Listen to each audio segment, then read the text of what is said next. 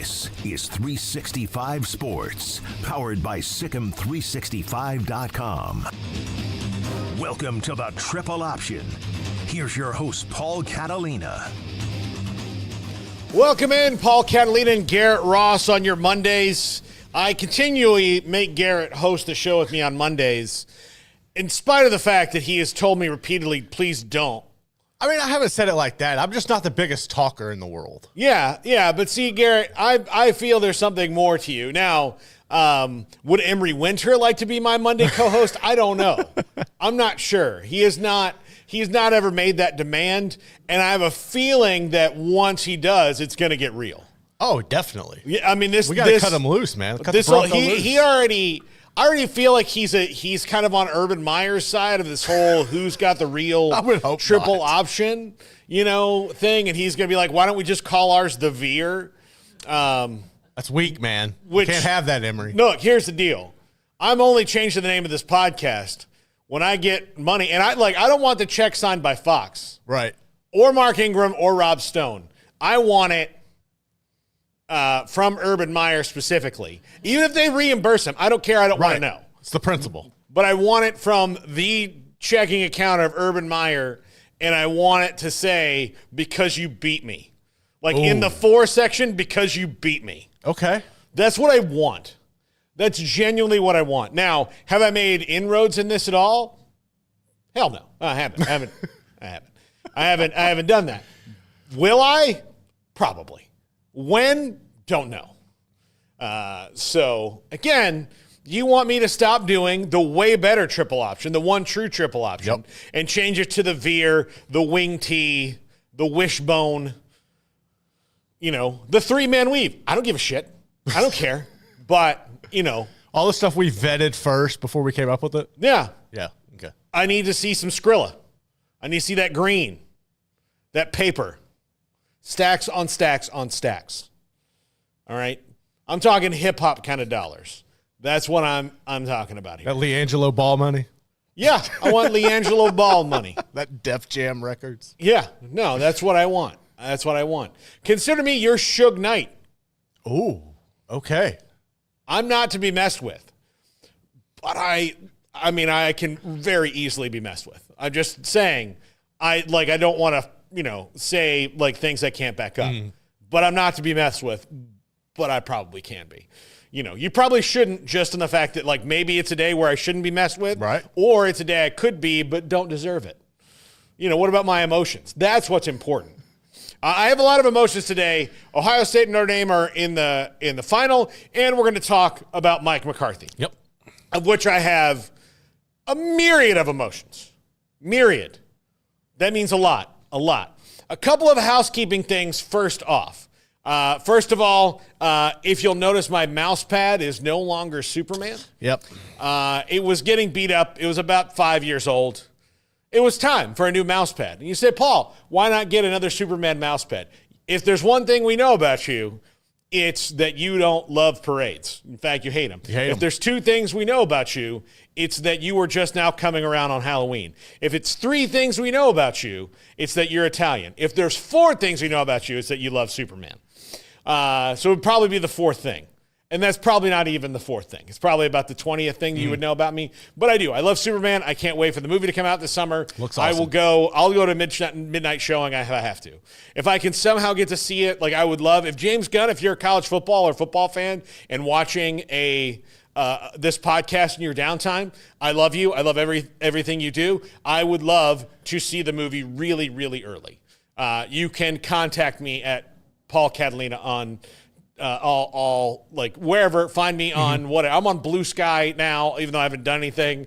You can find me on Blue Sky. You can find me at Paul Catalina 56 on Instagram. Wherever you want to find me, Paul Catalina on Twitter, wherever your people need to find me, I'm here. I would love to sit and watch the movie with you and a couple other select people. Maybe you, me, the cast, Emery, because if I don't take him, he bullies me. Yeah, he does. Those, a couple of my friends, my wife won't even want to go. Like, she might want to go because Mrs. Maisel, Rachel Brosnahan, is Lois Lane. She might want to meet her. But outside of that, like, I don't see any reason why she would go, so she's not going to mess this thing up. But I bring that around to say that when she told me I said I need to get a mouse pad. She said, you're 40 bleeping 4 years old and don't get a Superman mouse pad because you're 40 bleeping 4. I'll be 45 in April. And I thought, all right. But this one has a wrist rest on it. So yeah, but is it worth it? Like, it doesn't feel as special. Like, I mean, I know it's good for carpal tunnel. But is fighting carpal tunnel worth the risk of not, fighting crime in Metropolis? I don't know. I think I'd rather have carpal tunnel. Yeah, I know. Well, it is what it is. It is what it is. Secondly, and way more important than my new mouse pad, this is the last day we're going to simulcast on 365 Sports. So I appreciate all of you on 365 Sports who have watched this the entire time that we've been on it for 16 months now. Been a minute, 17 months, almost a year and a half. So, since we've been doing this year and a half, we are going to just do triple option channel only because we've got to push all the views to that. Mm-hmm. And I know it might be a little inconvenient for you and you won't remember. But if you tune in and you're like, oh, he's not there, just go to the triple option channel and you have to put in the triple option with Paul Catalina because if you don't, the triple option with, Coach Dick Nose and two other people will pop up. So I don't want that to happen to you. I want you to find this one. So here we are. Also, with that being said, we'll probably talk a little bit more NFL, maybe some Major League Baseball on it as well. Throw it in, man. Yeah. It is what I want it to be, and that's what we're going to do. And I want to do a whole, I would say what to expect. And I don't think we've done this, like a state of the podcast address. Yeah. So far, what I think I would expect in 2025 and beyond is a whole lot more ridiculous, stupid stuff. Should be. Let's have fun with it. That's, I think, what our mantra is. To be ridiculous and stupid while also being the opposite of that. And then, showing you the ridiculous to show you the intelligent. Flat out promoting bidets. We'll do maybe more bidet content. I don't know. It just other things that is going to be different. We're going to continue to branch out because 365 Sports is a great, fun show. We love it. But the reason I did this is just because I want to do something different. I've been doing a show like that for a very long time. Also, you will find that I will be launching a Cowboys/NFL podcast called Catalina's Cowboys Corner. We will promote that channel as well throughout. So you'll be able to find all this stuff. I'm trying to convince Smokey to do more high school football stuff and golf he would stuff. love it. He should. Yeah, I really do. He's got a channel that it really, I just need to we just need to refunnel who does what, just kind of an operational flow chart kind of a thing between us and Rogue Media, who helps us out with all this stuff. And then I'll see if I can get him to do, I would like him to do a weekly golf segment. Oh, he would just crush one weekly golf segment. I think he would love it. Absolutely. Yeah. Smokey, call a golf writer, go as long as you want. We'll put it on the show. And these are things that we can do. And part of the thing we would like to do is, I know that we're mostly a college football show, but we would like to branch out a little bit. We're about to go to the Super Bowl. Again, in the off season, we're mostly college football, then we're college basketball, then we're kind of the NFL and everything else. But the three of us all have different levels of expertise and things that we would like to be able to get into so that we're not talking about the business of college football, 300 shows a year, or however many we do. Yeah, I mean, it's fun. It's great to talk college football, but I think it's also nice to shake things up. And it's kind of gets everybody back in their wheelhouse the way we used to be able to do things and just talk about it from across the board. Y'all bring great insight when it comes to baseball, golf, etc. Yeah, I think it's time to branch out. And it's not going to change anything. I mean, the 365 Sports is what it is. It's not circling you into specifically college football, but you continue to break bring that great content. But all of the voices, everything you hear that goes on with college football, you could do that on different levels. You have so many great expertise and people that you could bring on to bring new insight to that. So I think it's going to be great. I'm looking forward to it. And I mean, we're going to crush it, man. Yeah, I know. So I think those are just things we need to shake things up. Again, we don't want to be tired. One of the things we first tried to do was put these tables out here. Now, aesthetically, it's fine. It's fine. But I understand, like, a lot of people miss the desk. I do miss the look of the desk. Well, if it was bigger, I would tell you the reason we're not on the desk anymore is that 3 people don't need to be on that desk. No, it's a 2-person desk. It's a 2-person desk. It was built to be a 2-person desk, and it's a 2-person desk. Bottom line, that's what it is. And so that's what we're going to leave it as. They'll probably see some more desk content coming here in the next year as we figure out some other aesthetic things in the studio. But we haven't taken a chance to do that yet. I know this is all boring, and I've taken 10 minutes of your time to talk about it. However, now, what we will do is we will talk about Ohio State and Notre Dame making the final. Let's talk Notre Dame at Penn State. I got to say, I mean, we talked about it a little bit. We talked about it on Friday's show. I got to say, I need to do a victory lap. I said on every show last week, Notre Dame wins on a what, Garrett? On a field goal, walk-off. At the end. Yep. And that's pretty much what happened. I think they had to kick it off, right? They had to kick it off. Yeah. And then they had time to run that, like, and then Drew Aller couldn't, like, he overthrew the lateral at the end of the game. That's how rough of a game rough Drew Aller was having, was that at the end of the game, he fired the lateral 7 yards out of bounds. Not a good look. Not a good look, especially after the way things were going for him. Yeah, it's a rough end to him. Rough. We have not talked, though, about Ohio State and Texas.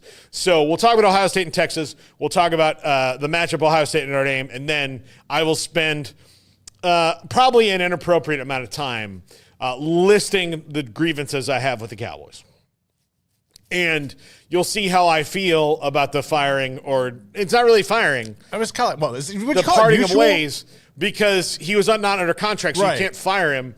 So McCarthy is off into the coaching ether now, and maybe the Bears or Saints will hire him, which I think he might do really well with the Bears, you know, as far as like Bears standards are doing. But we'll get to that in a second. First off, Garrett, Ohio State and Texas was close. It was. The entire game. Texas, though, their flaws, and you got to see kind of the whole Quinn Ewers spectrum, experiment. Right? That was, yes. Where, oh my gosh, look at those throws he can make. Look what he can do. I saw somebody make the point of Ewers was probably always an air raid guy, and Sark's system is not air raid. You know, it is Sark's. It's got air raid concept. The reason I like Sark's offense is it is multiple as hell. Yeah. Like, it's got air raid concepts. It's got pistol concepts. It's got just line it up and run the ball. Like, it's got all these different things that are in it because he's been a lot of different places and done a lot of different things. That's what I love about the Texas offense is if you were going to try to pin it down into what it is, it's a multiple look offense. It is actually Ohio State's is kind of the same thing. Yeah, they're like pretty Chip much Kelly the and same. Sark just kind of have this. All right, we can do all these things. So we have all, like, part of the reason they can be so multiple is they have all these different weapons, right? They have all these different things, both teams that can do all these things. What the difference was, I think, in this game was Texas made like the biggest mistakes that they couldn't come back from. Obviously, the last one being the Jack Sawyer 83-yard fumble recovery, which was the stamp that Ohio State needed. Not running at the 1 yard line. Like, that was stupid. Like, yeah, not getting it from the 1 yard that. line. That all led to that. That all led to, you know, where they were, right? It all led there. And, you know, this game was a handoff to Quintravian Wisner away from being probably the way it was going, an overtime game. Right. Like, it was probably going to go into overtime. But it was a fantastic game. I don't think Texas needs to hang their heads on this season, maybe in this particular game, but we saw the way that they just played down the stretch where, I mean, they dominated A&M defensively, and they won that game 17-7. Right. Well, that's not a dominating score, but A&M was not. They were stopped at every opportunity they were given. Mm-hmm. And Mike Elko knew that he was not going to beat them with field goals. Right. Or at least he thought he wasn't. Had he kicked 3 field goals, they would have. Let's see. Yeah, they would have been down a point. But like, had he kicked 3 field goals, it would have been the interesting. difference instead of going for it. But you're also not going to like go in with the game plan of I'm going to beat Texas by kicking field goals. Mm-hmm. You can't look at that, especially early on. The 2 drives that they had that ended where they could have scored and didn't because they went for it on 4th down. Then a really bad play call on 4th down towards the end of the game. Didn't score any offensive points. Like pick 6 was the only thing. But you saw Texas's offensive flaws. I don't think you really saw the other night. I still think the Texas defense is absolutely. It's in my opinion that we saw the 2 best defenses 2 of the 3 best defenses in the country the other night on display. And so you're gonna it's when it's athlete on athlete. To me, it doesn't really matter where each thing is ranked when you have that kind of. I mean, it's alpha dogs across the board. When you're talking about Caleb Downs in coverage versus the Texas wide receivers, right? That's and Denzel Burke, like all the guys that they have, Igbenson, all that. The pass rushers. Tui Olamau and Jack Sawyer, Tylik Williams, the defensive tackle, those linebackers they have, that's elite on elite, all the way across the board. Offensive line, defensive line, elite on elite, 11 versus 11, all the way across the board. Flip it, elite on elite, 11 on 11, all the way across the board. And look, Jeremiah Smith wasn't a factor in the game. Right. He wasn't a factor.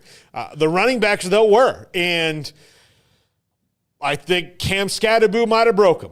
And Texas gets to join the long list of teams that Cam Scadaboo broke. I would say he laid the blueprint with it. Yeah. The thing with this Texas team was I feel like when they got matched athlete for athlete, and we only seen it happen a few times, Georgia was able to do it. Ohio State was able to do it. It came down to efficiency.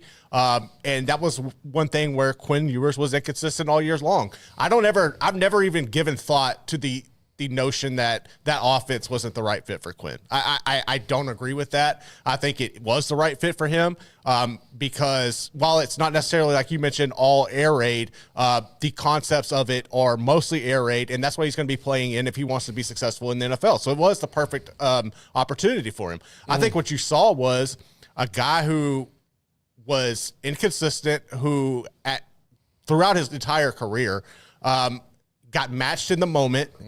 He made some, and it wasn't all on Quinn. That loss wasn't on him. To me, when you get in that situation, you get the ball all the way down to the 1. I don't understand where you don't just put, and I know this will be controversial or whatever, but you've already had success earlier in the game putting Arch in and letting him run. That was the perfect opportunity to do it again, or just go big and put a bunch of guys up there and run it with Quinn. I don't like the idea of trying to get cute and run a sweep because Ohio State could match you athlete for athlete, and it showed to be successful there. I think Texas is going to be fine. What I'm going to be looking forward to going forward is, I think Quinn could never match the hype that was around him, whether that's fair or unfair. Now can Arch do that? I think you're going to see this other microscope with Arch coming in a similar situation where can he match that and be able to get him over the top? I've seen stuff coming out about Sark. I think Sark's the perfect guy for the job there. He's going to be fine. Texas is going to be perfectly fine. They just got beat by a team that was on their level and could match them. I think we got the right teams in the championship game. And I think it's setting up to be a great matchup that we're going to be able to watch in Atlanta. And we had Dave Bartu on Friday, and what he said is it's going to set up for the brands. Absolutely. But it's going to reshuffle which brands are the ones that get in. So I'm going to say there's going to be 20 teams we're going to see regularly run through this, which is basketball. We see about 11 to 12 teams kind of regularly run through this. And then you get peppered in, you get a Baylor that wins, every so often, but it is between UConn and Duke and Kansas and Kentucky, right. Those things. So you'll see it, and it'll roll and roll and roll and roll. And I think the parity will expand over time as the money, because the money I think is going to flow in a lot of different directions. Right now everybody's got their chips pushed in to the middle of the table on the Big Ten and the SEC. And I think this year was the first one. We need to see more of where, you know what, the chips are going to be pushed in on the brands, which makes you like a little suspicious of the Super League and whether conferences are going to be relevant down the line. I'll worry about that when we come to it because nothing that we've ever heard really makes sense in that. But I think they got it right. There's no SEC teams in the final. And again, if you give them more opportunities to lose, this is the case for not just the SEC, but for everybody, they'll lose. Everybody will, like, given more opportunity, things will change. You throw more games in there, people will lose more. You throw games in there against better teams, people will lose more. It's not the end of the world when they do until it is the playoff.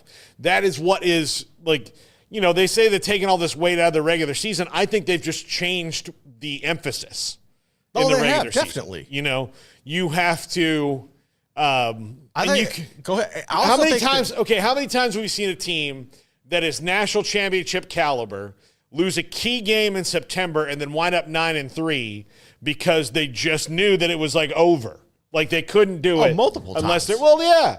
So why not let that team go 10-3 in the regular, you know, with the regular season, maybe in the conference, and then make it in and see if they can actually do it. You know, the NFL, major like professional sports have this playoff thing right.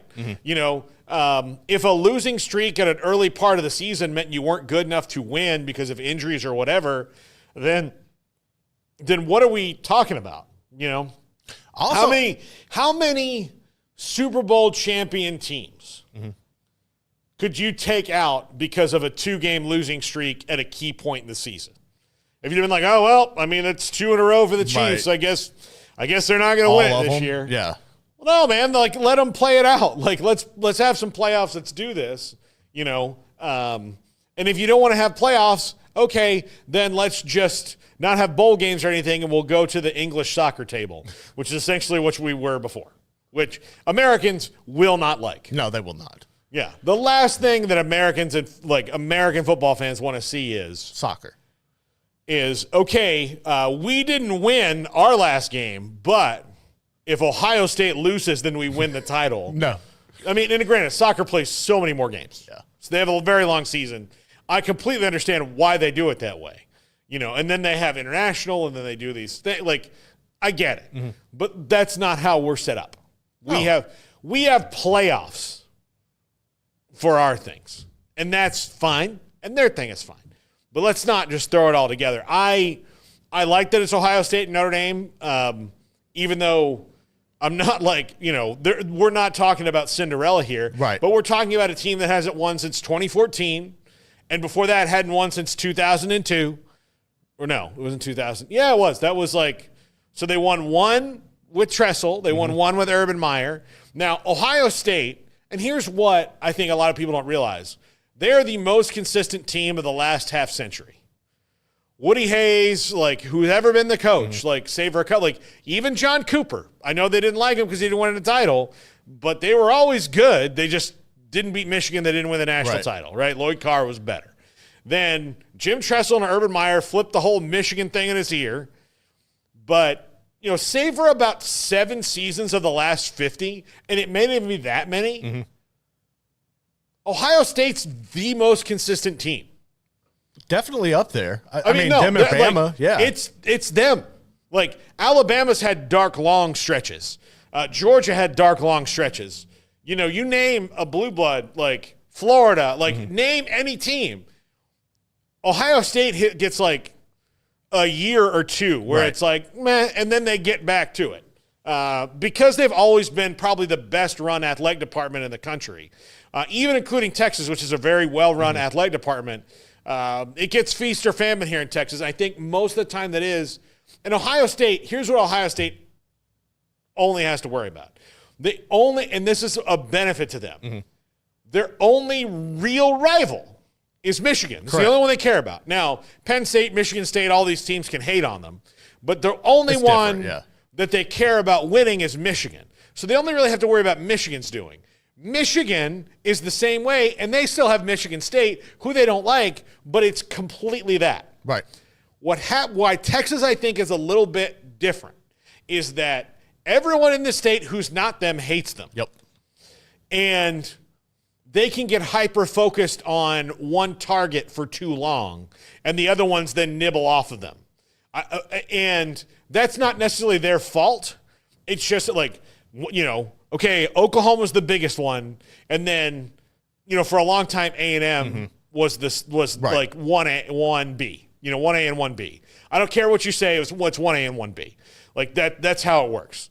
It does not work that way for A&M. A&M, it's just Texas.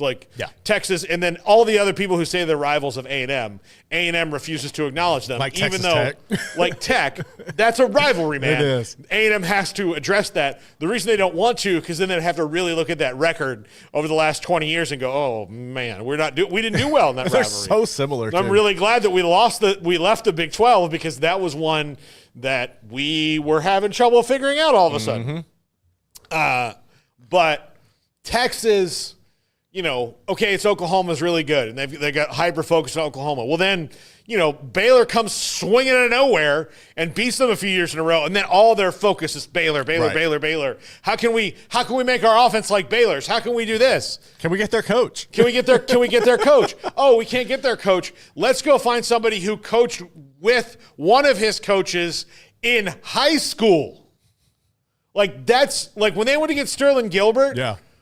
Sterling Gilbert worked with Mike Spradlin. Oh, my God. Who worked with Art Briles at Houston, but he worked with Mike Spradlin at Temple High School. Oh, my God. So they went, they were running a huge filter on how can we run this Briles offense, as opposed to just, figure out your own thing. Yeah. Like, you're Texas. Figure out your own thing, and guess what they've done with Sark? Figured out their own thing.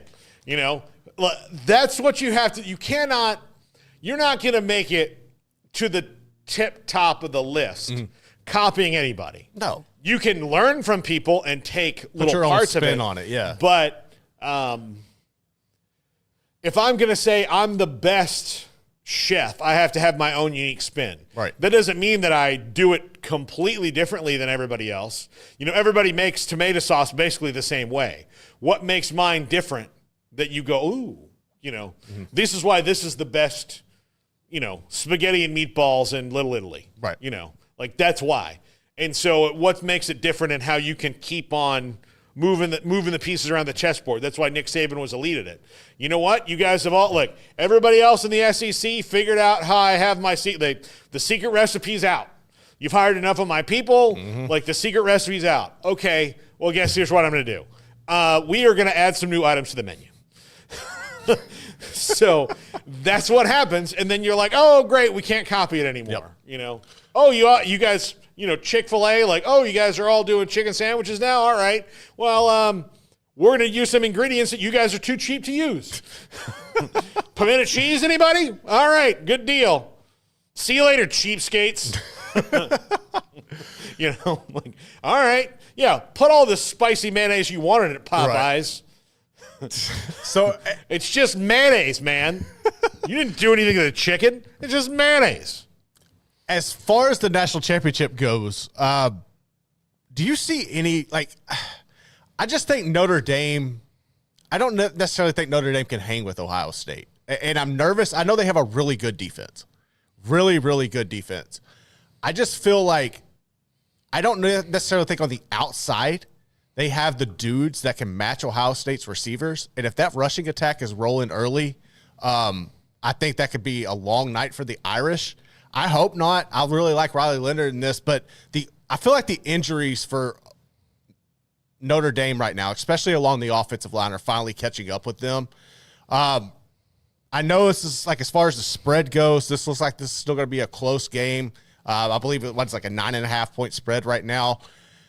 What are your overall thoughts on this match? Legitimately, do you see Notre Dame being able to hang with them? Yes, I do.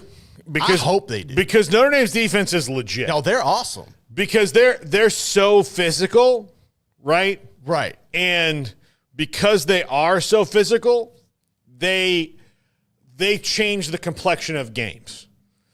That's the thing is you get knocked around and out. Tell me how those running backs feel when they've been hit. Mm-hmm. it just changes things. That Texas could do that too, but I do think they did wear down a little bit, and Ohio State changed things up enough from what I think people were used to seeing over this playoff run to where they've been able to get on a roll. Right.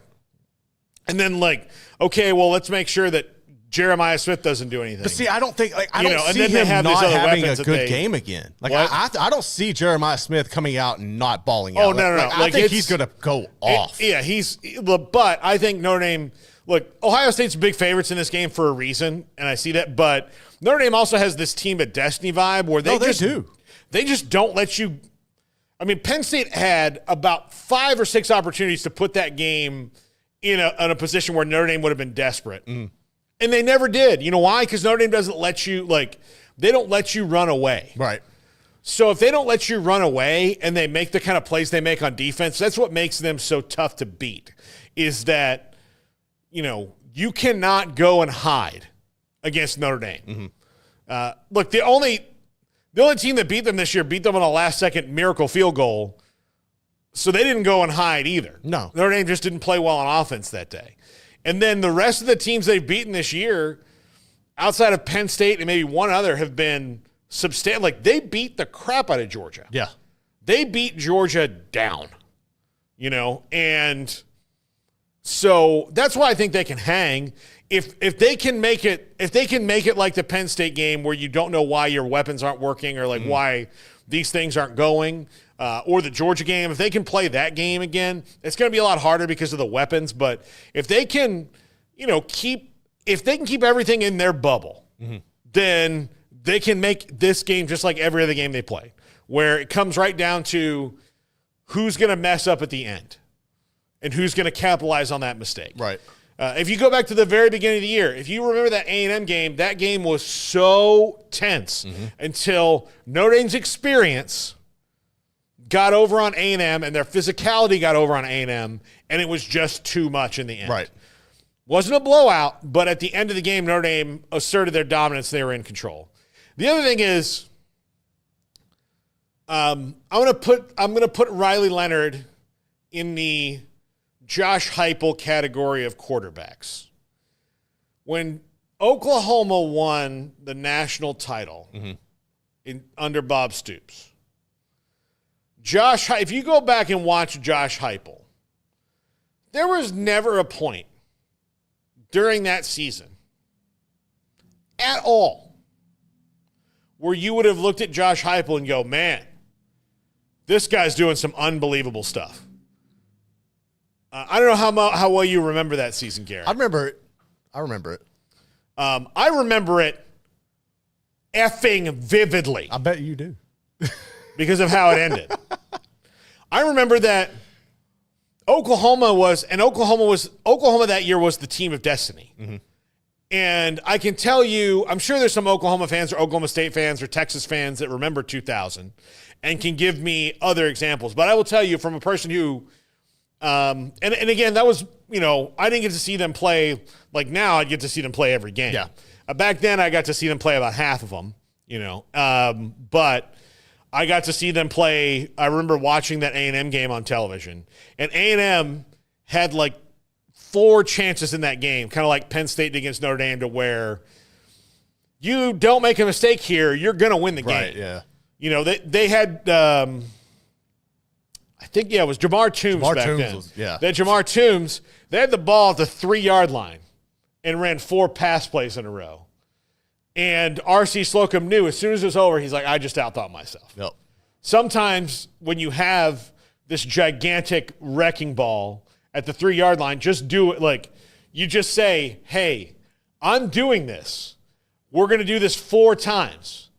And if you can stop it 4 times, more power to you. Right. We're not going to one time might be the left, one time might be to the right, the other 2 might be straight up the middle. But number 5 here weighs 285 pounds. And he runs like a 4.6 right now. And 285 at 4.6 feels about like 210 at 4.2, right? It's gonna feel like you got hit by a train. So go ahead and try to get in the way if you want to, but they didn't. They created big turnovers, and there was that. Then Florida State, in that last game, Chris Weinke's the Heisman Trophy winner, right? Mm-hmm. And really, I mean, other than the Miami loss that they had early in that season on wide right 3, another game I was at, which again, I got to unpack a lot of trauma from that shit. But including I got the shit kicked out of me at that game too. That was not fun. And not like a guy just wailed me in the back of the head. Oh yeah. Told me to sit down, and then when I stood back up to him, he hit me he kind of hit me in the chest, and I was like, I hadn't even seen what he looked like yet, and then when I finally came to, my friends were like, "Oh, whoa!" We looked at him, and we're like, "Sorry, he was gigantic. He was gigantic." That was one of those old Orange Bowl Are you alive? Okay, then it's not assault. Right. Are you conscious? Okay. We're good. We only consider pressing charges at the Orange Bowl if you're unconscious. Mm-hmm. And then we go to, are you unconscious because you're a bitch or because somebody actually hurt you? Yeah. So, that's how that worked. But FSU was just, they were so good. Now, Miami, really might have had the argument. They lost later in the season. They probably could have been in that game and probably would. That was 2000 Miami. Oh, yeah. Which was the, embryonic stage of 2001 Miami. So I think that Miami team of 2000 would have mopped the floor with Josh Heupel and that team. But if you go and watch the national championship game, I think the final score was 13-2 or something stupid like that. FSU, it was bad. It was bad. Snoop Minnis, FSU's best receiver, wasn't eligible. He didn't take his finals. I don't know, whatever. They had a ton of drop passes in the game. Oklahoma did not do anything spectacular. Nothing spectacular. No. Nothing. But at every chance, FSU's number 1 ranked defense had a chance to get a stop that would have given them the ball back in better field position. They would throw a little flare pass out to Quentin Griffin, and they get a first down. Yep. And it wasn't spectacular. That's a long story to say. Riley Leonard is like that. He's a better passer, but he's still not that great of a passer. But you can go the first quarter and he can be 2 of 7. Mm-hmm. But then all of a sudden he's 12 of his next 13, and you're like, wait a minute, you sucked a minute ago. It's like Baker Mayfield. Yes. He's a lot like Baker Mayfield. And so Baker's a little bit different. He's somewhere in the middle of that. He's somewhere in the middle, and because when you have a guy like that no matter what you do, and that's, I think, the difference between Riley Leonard and Drew Aller right now, is that Riley Leonard figured out at no point during this game, no matter what's going on, am I going to get rattled. Mm-hmm. Drew Aller got rattled early in that game, and he couldn't shake it. You could see it in his face. And Riley Leonard, he don't care. He's just over there going all right, good deal. After the game, I'm going to see my girlfriend and my parents. We're going to have a nice big steak, no matter what happens. We all played hard. He's got that kind of Chris Traeger optimism. Right. I have expect him to see, Marcus Freeman, how you doing? Jeremiah Love, my favorite running back, literally in the entire world.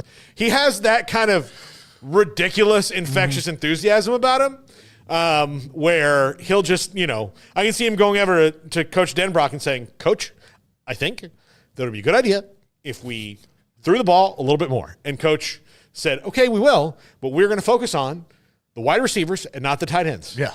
That is literally the best idea I've ever heard in my life. Thank you, Coach. Can't wait to get out there. Boop, boop, boop, boop, boop. And then Drew Aller, misses 4 passes in a row, and he's like, I suck at football. Yeah. What is going on? There's no end to this black abyss. If he can get over that, they can win with Drew Aller big time. They could. And he proved it this year. They're this close. But I think that was the difference in his game is when the going got tough, he just got rattled. Right. As where Riley Leonard, it was like, hey, do you know you're 2 for 8 right now? And he's like, am I? That's hilarious. I'll do better. Hold my beer. Josh Heupel was like that when he was at Oklahoma. You'd be like, hey, you guys haven't converted a third down the last 6 tries. Has it been 6? Whoa. Yeah. Well, we don't want to go too long, that's just kind of how it is. They didn't do that. So, yeah, that's why I think Notre Dame can win because they've got this. Nobody's told that, they haven't heard that they're not supposed to be there. Right. Like nobody, like maybe now they have, or maybe they will a little bit, but all the things that people said about him, they just don't hear him. They just don't. Yeah. And I think I don't even think it starts with Marcus Freeman. I think he certainly helps out in that. I think it starts with Riley Leonard. Like, I think you look around like, hey, I'm playing quarterback at Notre Dame. Yeah. There's movies from the damn 20s about me, like the 30s like guys like this, The President of the United States played a Notre Dame guy in a movie. Right. Right? Yep. There's a pretty, I don't see,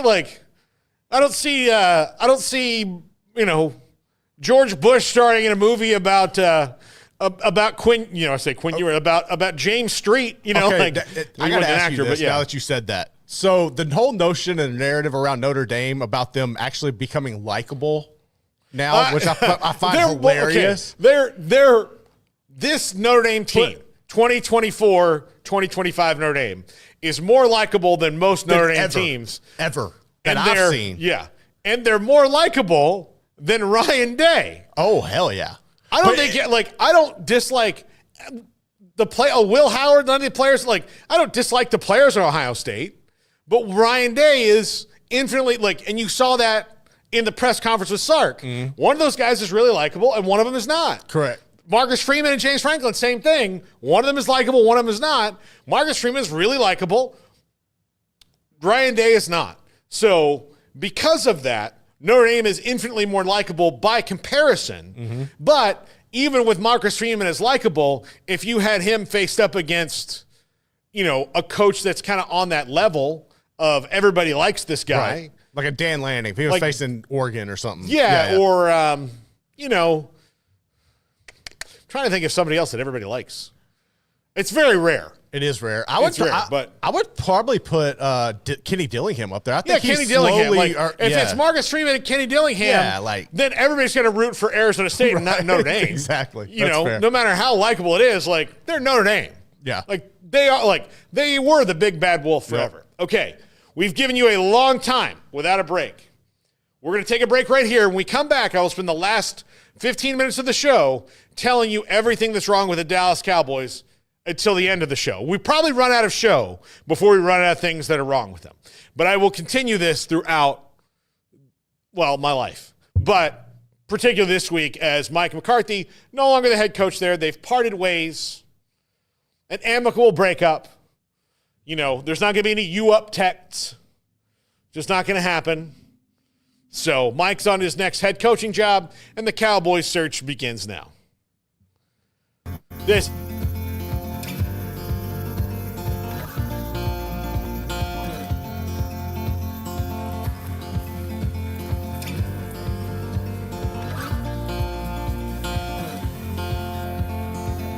We got love that we'll never need to hide.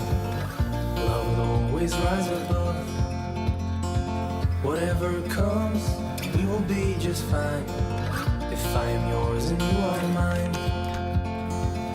Take my hand and let's fly away to another galaxy. Hold me close, I want to feel your love. Together we are free. Just be with me. Just be with me. Just be with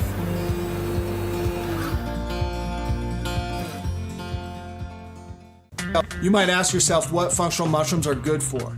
Whether it's lion's mane, cordyceps, turkey tail, shiitake, reishi, they all serve a purpose. You have ones for neurological health, ones for sleeping and gut health, and all these different areas. They pack a powerful punch. Functional mushrooms are, of the millions of mushrooms and fungi out there, the ones that we can actually ingest and benefit from as humans. Like all adaptogens, they kind of adapt to what you need at the time that you need them. We don't even really know that we're suffering. We just don't quite feel right. That's where these adaptogens come in and really start to close the gap and really start getting us closer to how we want to feel. Functional mushrooms have definitely re-energized me and helped me face each day with a new vigor for life.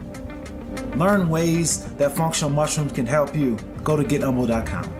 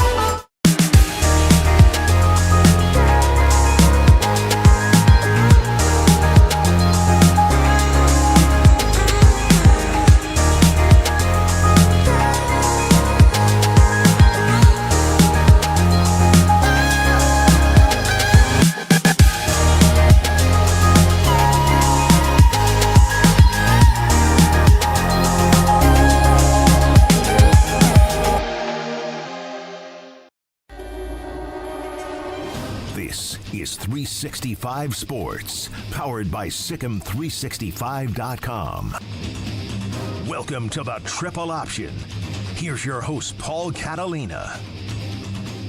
By the way, thank you to today's sponsor, the overall sponsor of the show. Thank you to all our sponsors. You saw Thermoflask and Umbo and Twillery in there, but also to Can-Am. Get yourself a Can-Am Spider. Emery has asked me if we can get a free Can-Am Spider, and I don't think they'll do that. Or a free Sea-Doo. I was literally telling Anna this weekend I want a Can-Am. Like, especially if it gets cold and we actually can move to the north, I'm getting a Can-Am. Yeah. Would you, like, awesome. If you got one here, would you ride it to work every day? Hell yeah, dude. I would be tearing some fields up. I'm from the country, dude. Give me one. I'll show you how we can do it. Just ride your Can-Am Spider in every day? God. I want one of those so bad. I really do. Those are awesome. Yeah, okay. Good deal. So thank you to them. Also, do you think I could pull off the kind of thing that Twillery model does? If I was I don't think it's for you. Emery could probably pull it off. No.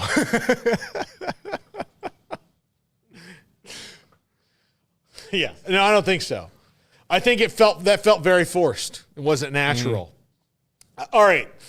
So the Dallas Cowboys of Dallas, Texas, of the Jones family, of Arlington, of Frisco, Arlington, Dallas, Fort Worth, of all of the greater Metroplex area, the Metroplex Cowboys. The Metroplex Cowboys have let go of Mike McCarthy, which means, folks, his house is going to be for sale, and I've seen pictures of that thing, and it's nice. If you can afford it, buy Mike McCarthy's house. It's nice. So they have decided to part ways. I honestly don't know how I feel about it because of this. Is any coach and I used to have the theory that any coach, that there was going to be a coach who could be like Jimmy. And I mean, Barry Switzer had the roster built for him. I think he doesn't get enough credit for dealing with that and getting them to NFC Championship, Super Bowl back-to-back before it just eventually. I mean, he managed it. But can do like Jimmy did and tune Jerry out just enough to get everything done. I don't know if that at this point in Jerry's life, if that is something that's going to happen. I don't think it is. And so I don't know if the coach, Kyle Visser, are you going to address Jerry's Oscar? It would be Emmy or Golden Globe nomination for Landman. Yeah, I just actually caught up and watched it yesterday. Holy crap, man. What is Landman? Landman is a show with Billy Bob Thornton, and it is the balls. Okay. It is awesome.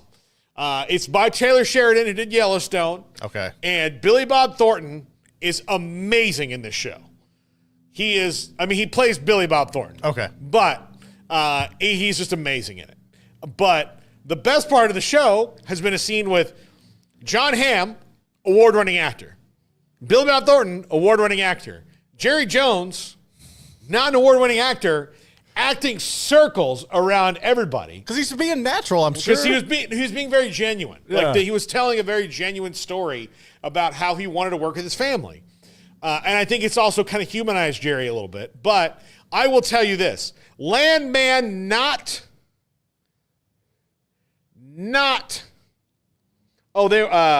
Terry Fuller, John Sellers, Cody Campbell, all consultants on Landman, which would explain the overwhelming Texas Tech push on that show. I'm assuming this has stuff to do with oil. Oh, yeah. Okay. Oh, yeah. It's all West Texas, Midland, Odessa. Occasionally they go to Fort Worth to see John Hamm. Okay. Because he's the billionaire owner of the company. But, it's Midland, Odessa. Yeah, no, and that, his son went to Tech. His daughter's going to go to Tech. Okay. Not that you wouldn't when you're talking about a show in West Texas. And they, John Hamm's daughter on the show goes to TCU because he's in Fort Worth. I'm just surprised that like none of the other like schools that have big oil and gas presences like UT or A&M have been mentioned at all. I like how they cut it out. I respect that so much, honestly. I'm not saying like I respect a lot of that. Tech is full of like oil, like that's one of their big things. But it also is at those other two schools. So now I know that like the consultants, they ride horses and shoot guns, right? Yeah. Like that's what they are. So that makes a ton of sense. Because I wonder if somebody said like, what about A&M? Well, are they out here consulting you? No, then shut up. And very well deserved. So very well deserved. I'm saying, one thing that did pop up, I was like, either Taylor Sheridan is a fan of Texas Tech, and look, that's Tech country in Midland. Oh, it's definitely That's Tech country for sure. So you wouldn't have like people wearing A&M or Texas hats walking around as much as you would Tech hats anyway. But it was a little bit surprising to me that to this point has been left out. And I do have a feeling if it gets worked in, whoever that person is going to be maybe a little bit of a villain in the show. Like whether they're an actual villain that hurts people or just some kind of robber baron. Okay. In general. But again, the consultants are telling you. So you just do that. But yeah, Jerry was great in it.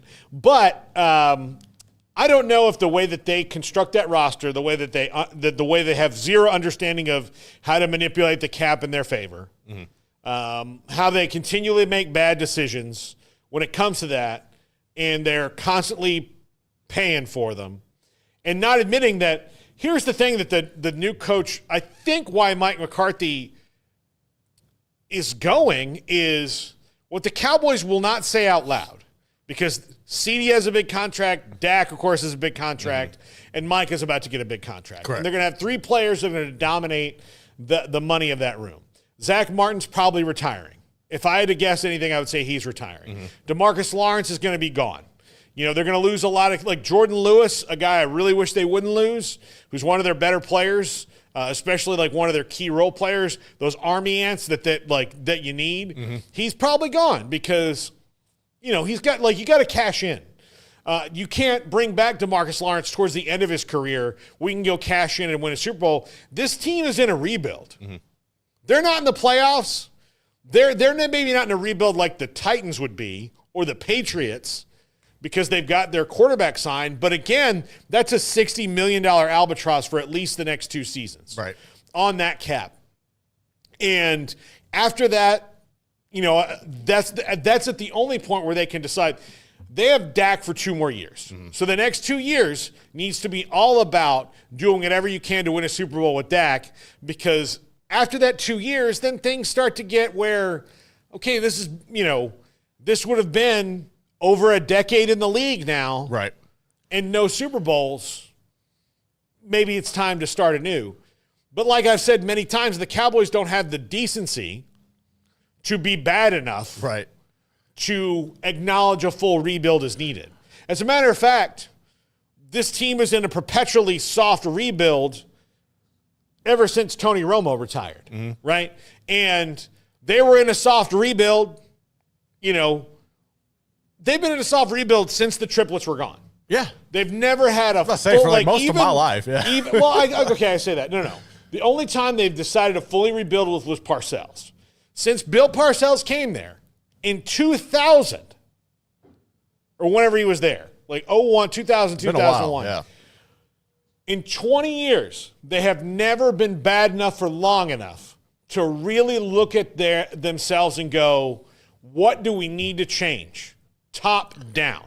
And if that means 2 bad seasons in a row and clearing the cap out, building up draft picks and restarting from there, we're part of it is they're the Cowboys and they don't want to do that. But also, hey, even the Cowboys, they had to be torn down to the rivets when Jerry bought them. That first season was 1-15, but without that 1-15, they don't get Russell Maryland the next year.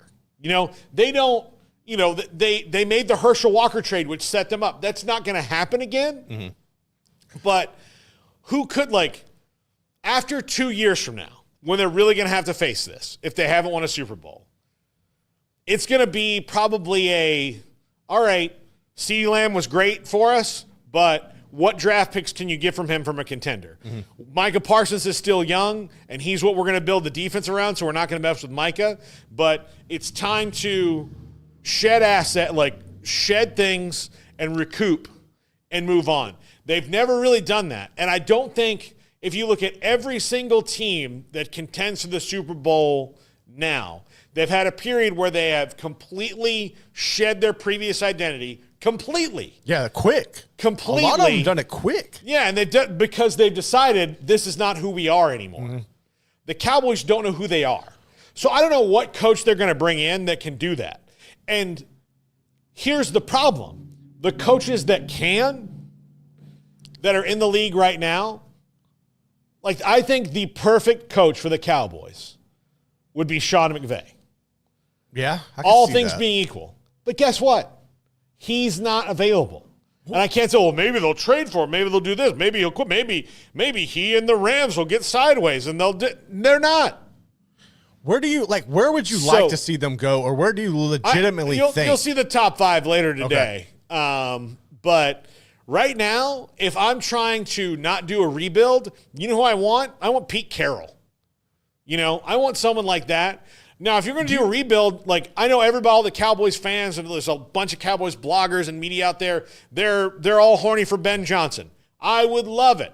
I just don't think they can do on-the-job training because this is not Ben Johnson's roster.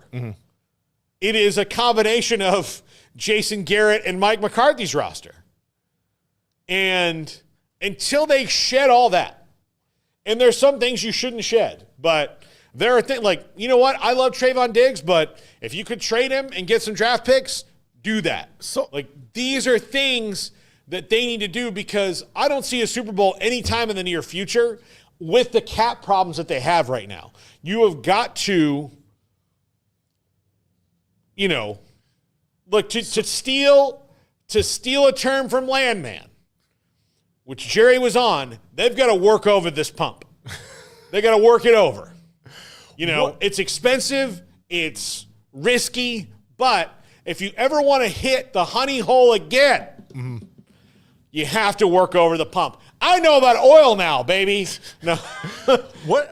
So I'm curious on this because I keep going back to Friday and when Mickey was on and the conversation that y'all were having, and if I remember correctly, Mickey didn't see them moving off of Mike McCarthy. You didn't feel like they were going to move off of Mike McCarthy.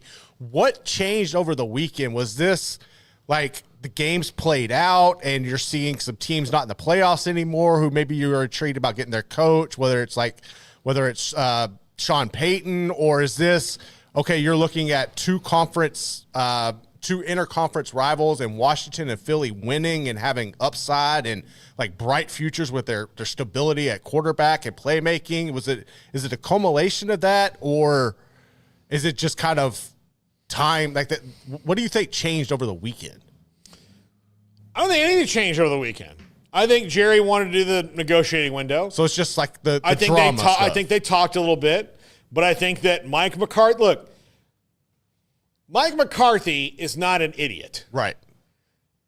He's been through this before. And the problems, I really don't think the problems that the Cowboys have are Mike McCarthy's fault. I don't either. I do not.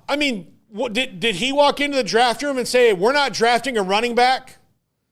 No, and he didn't riddle the team with injuries either. Yeah, he didn't riddle the team with injuries. He didn't hurt Dak. The 2 bad years he had, Dak was hurt. They were 12-5 the other times. Well, was it his fault those 3 times they've lost in the playoffs? Not completely. Look, Dak's got to go out there and play better and not make mistakes. Was it all Dak's fault? No. Give us some damn weapons. Did the Cowboys build the offense around any more than Dak and CeeDee Lamb and Tony Pollard, and then when one of them's out, Dak is screwed. Yep. Right? And then Tony Pollard's gone, and they're like, okay, you know what we're going to do to replace that? The guy that we cut to keep Tony Pollard. Get him back. That we cut him for a reason. And it's all of that. None of this stuff makes sense. And again, they've never worked over the pump. They've never. I'm gonna Catalina's Cowboys Corner. I'm gonna wear out this metaphor when we launch it this week. They've got to work over the pump. Bottom line, they got to work over the pump, and They've never done it. And many oil companies, I found this out, don't, because it's expensive and they just decide, you know what, I'm just going to, like, I'll just turn it off and I'll go somewhere else. It'll be cheap. Like, I'll take the money that it would cost to do this and I'll go in another field. Well, guess what? You can't do that. This is your pump, man. This is the oil field that you have, Jerry. I know that you can put up gas wells all over the place and make all the money that you want doing that and have that. You have one field, one with you. All right, today on the show, hopefully we will hear from John Machota of The Athletic on the Cowboys today. If it's not him, we'll get somebody. We will get somebody. But when the Cowboys make big moves like this, it's hard. So we'll have Matt Russell, former Colorado linebacker who played for Bill McCarthy, the last coach to win a national championship at Colorado. Dan Hope for 11warriors.com. Jamie Umiyama from Irish Sports Daily. And we'll talk tons. We got tons of news to get to. That's all coming up in an hour. We'll see you then. This is the Triple Option. Remember, tomorrow, only on the Triple Option channel. Only on the Triple Option channel. I'm looking at you, people. Only on the Triple Option channel. Thanks to Can-Am for the sponsorship today. Adios! Get ready for epic savings at Best Buy. Right now, you can save up to $700 on select Alienware and Dell gaming products. Perfect for leveling up your gaming experience. Plus, grab the latest